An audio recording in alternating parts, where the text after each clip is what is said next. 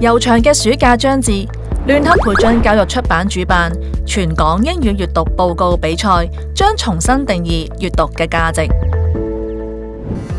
今年嘅主題係讓科技走進學習世界。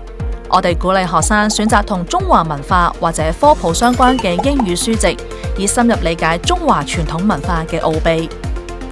透過科技教育嘅普及，呢次比賽嘅寫作系統將指導學生如何有效撰寫閱讀報告。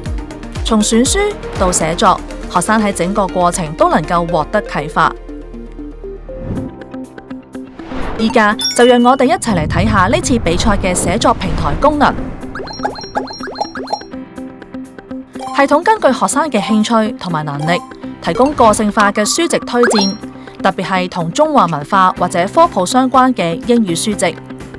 而為咗加強學生嘅寫作技巧，系統會推薦最適合嘅寫作框架，提供寫作提示，教導學生如何緊扣主題，並且組織段落。此外，平台仲具備自動批改功能。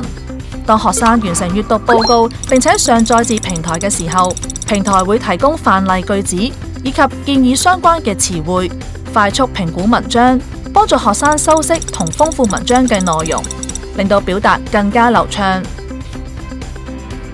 而為咗讓學生獲得更多啟發，學生仲可以喺系統同 AI 進行互動對話，激發思考同創意。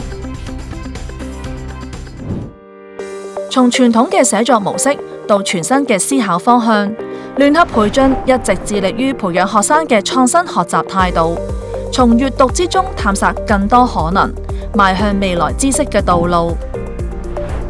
去年英語閱讀報告比賽共有78間中小學參加，近700名學生遞交作品，每一份作品都各具特色。喺頒獎典禮上，專業評審鼓勵學生繼續多閱讀、多創作，以保持對英語學習嘅熱情。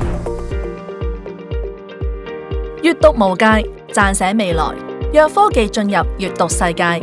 同學們，快啲嚟報名參加比賽啦！